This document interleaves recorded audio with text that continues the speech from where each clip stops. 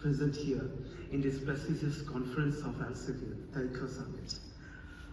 After waiting for 3 long years, at last the day has come because I have selected to deliver my oral presentation in 2020, but due to COVID, the conference has been postponed, and in 2023, I was eagerly waiting for this moment, and I'm here today to deliver my findings.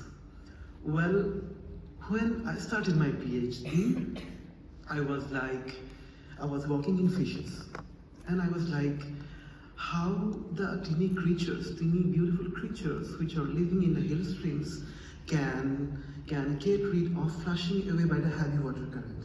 Because we all know that the fishes are, like the hill streams are having very fast moving water. So the fishes which exhibits in the fast moving water must be having some kind of morphological peculiarities, ultimately, which is going to help them to get rid of flushing away by the heavy water current. And hence, I have gone through lots of literatures, I have done some work, and today I'm here to present my presentation on the topic Tastebud and Unculi, the sensing and anchoring systems of torrential ichthyofauna. Let me introduce myself. I am Dr. Gitartha Kaushik, and I am representing the greenest state of India, the Assam. Well, whenever we are going to start about Tastebud, the first question that comes into our mind is, what is Tastebud? Because generally, when we are talking about Tastebud, we know that we are having some kind of morphological, we are having some structural, functional organs in our tongue which are responsible for gustation, and those are generally called as the Tastebud. Then, when I have gone through some of the literatures, then I have found that the tastebuds are some hillock-shaped structure which is central pore, and those central pores are going to act as a sensory zone for the particular individual. Then these tastebuds consist of 3 different types of cells. The supporting cells, which are again divided into 2 different types, the light cells and the dark cells, the gustatory cells and the basal cells. We can call the basal cells as the premature cells of the supporting and gustatory cells, because after attaining the maturation of the supporting and gustatory cells, the basal cells are going to replace them. And regarding their distribution, they are distributed throughout the body, and they are recorded from the caudal peduncle and in the caudal fin also. And here I'm showing one photo by Kasumian 2019, and he is a worker which works I'm following. He is like the father of microscopy for this particular field, and according to him, this is the structure of the Tastebud. Well, now let's move towards my findings. The first picture that I'm trying to show you is of Emblycus ornitholensis, which is an endangered fish, and it is endemic to the northeastern part of India. And as it is a hillstream fish, so its modifications are mostly in their barbels, and they have a small eye. So when I try to go through their barbels, I have seen that the barbels are made up of lots of horny particular structures, where I try to view them in a close look, and I have found that those horny protrusions are having some kind of central pore in them, and when I try to magnify it more, then I have found that the central pore is made up of some horny tubercular finger-like projections, and those projections are nothing but some microvilli. And these microvilli are mainly of 2 types. They are short microvillar projections and long microvillar projections. And both the short and long microvillar projections are responsible for gustation. That means which food they are going to take or which they will going to reject, that will be decided by these microvillar projections. And these small white dots are the basal cells, which are going to replace these long diameter microvillar projections and short diameter microvillar projections when they attain their maturity. And this we have published in Current Science in 2015. Then the second fish is Glyptothorax trivilatus, And when I try to find its structures, it's a barbel structure. The barbel structure for this particular fish is completely different from that of the Amblysseps oroncholensis.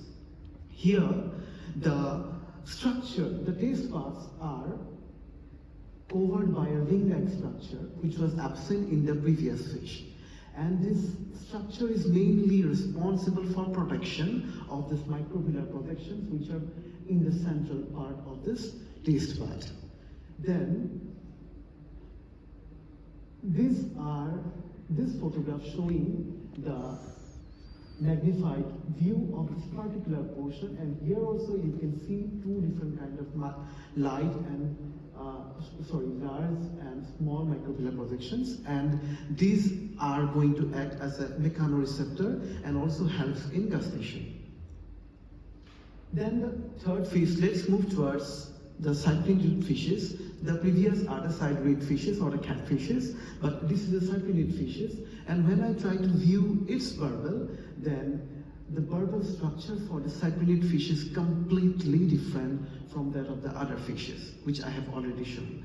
As you can see that the structures, here are completely different, and their distribution pattern is also different. And here there is no any ring-like structure, and the taste bud, the microvillar projections are completely open, and these microvillar projections are also going to act as a mechanoreceptor and also as a chemoreceptor. If there is any change in the chemical, like if there is any change in the dissolved oxygen or free carbon dioxide in the particular habitat, or if somebody mixed some kind of chemicals for fishing, then this microvillar projections will let the fish know that somebody has mixed something here, so you should move from this place. Then, now, as I have shown some pictures of the taste bud, now let's see about the functions of the taste bud. Well, the taste buds can be on the basis of their position. They can be divided into two different types. They are either external.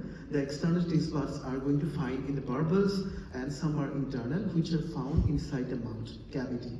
So the external taste bud, which are present on the barbels, will let the fish know what you have to eat. It will just move like this, and when it goes to its food, then the external taste bud will let the fish know that these are the foods that you can eat. And after engulfing those algal or or zooplanktons or phytoplanktons, when it enters to the mouth, then the internal taste bud in the mouth will let the fish know that these are particles that you can eat, or rest you just get it out. Then the second thing is most important. It is the taste bud are going to act as an intraoral mechanoreceptor. That means if there is any unnecessary thing that enters into the mouth, it will make one blockage, it will act as a barrier, and it will prevent the entry of those particles inside their oral cavity. And the third point is, these taste buds also act as a electrochemical, as it transduces the taste stimuli into electrochemical signals and transmit those signals into the nerve ganglion, which are the olfactory receptors. Then the fourth point is, these taste buds are going to act as a mechanoreceptor, maybe act as a thermoreceptor. If there is any change in the temperature in the water, then it will let the fish know that you have to move from here. Then the third is the chemoreceptors, which I have already described. Then the second is, what are the unculis? The unculis are the single horny projections which are originating from a single cell, and the presence of unculi was first reported by Leydig in the fishes of Gara. Then these are mainly responsible for anchorage and also for scrubbing the food from the stone surface, and these are distributed throughout the body, especially in the oromandibular part and the ventral side of the paired fins. Now let's move towards the first fish, which is a Polyptera bullseye. Very beautiful fish, you can see that. And when this fish is in our local language called as Pakna Chata. Pakna means the rock and Chata means the umbrella. So you can see the umbrella-like fins which ultimately going and grab the stone like this, and ultimately those fins are going to help them to attach themselves with the rock so that they just resist themselves from flushing away by the heavy water currents. So when I try to view it under the scanning electron microscope, I have seen that in the ventral side of this paired fin, they are having some horny tubercular projections. When I try to view them in a closer look, this is the particular horny tubercular projections, whose are sometimes called as the breeding tubercles, and these tubercles are going to bind with the pores of the stones like this. And when they try to move from the particular place, they just move their body and they can just release the unculis from the pores of the stones and they can go out freely. Then when I try to view their mouth, the mouth is also having a completely different sets of unculi, and these unculis are responsible for scrubbing the food from the stone surface. Then this is the Silurincus Polyptera fish, and it is also having a different kind of microvillar projections, and these projections are also responsible for the same function, that is either attachment or anchorage, or secondly for the scrubbing of the food from the stone. Then this is the Crossocala flatias. Ultimately, depending upon the structure of the unculis, we can use those structures as the key characters for the identification of the particular fish. Because as you can see that all the fishes of the cyprinid, they are having different shaped unculi, and if you get the unculi, by comparing the unculis with already provided structural fishes, you can identify them easily. Then when I try to view their mouth is also having lots of microvilli, lots of single horny tubercular projections or the unculi, and their shapes is also very different from the others. Then this one is for the Garagotyla. Their distribution pattern is also very different, and which I have already told that we can use them as the key characters for their identification. Then these are the catfishes, and these catfishes are having one ventral suctorial disc, and this ventral suctorial disc is having the capacity to form vacuum, and they can get attached to the rocky substratum. And these are the two species from the same genera, and they are also having their structure of the adhesive pad is different, but ultimately their unculi is very similar. Then the functions of the unculi, they are mainly having clinging or adherence to the rocky substratum. They help to achieve the seal for the suction by the adhesive apparatus. These are present in case of cyprinid. When they are present in the paired fin, they help in spawning because they get attached with the female fishes or the male fishes to perform the sexual reproduction. Then they are like when present in the when they are associated with the tubercles, they help in non-reproductive behavior, and in the lips they are mainly responsible for feeding, and when they are present in the head, they are mainly responsible for mechanical protection. And these are the references which I have used during the course of my preparation. And these are the acknowledgements. I would like to thank all the fishermen who helped me during the collection of my fishes, my director from ISSD who helped me by providing all the laboratory facilities, my principal where I'm currently working for providing me duty leave to come here to visit the beautiful Australia.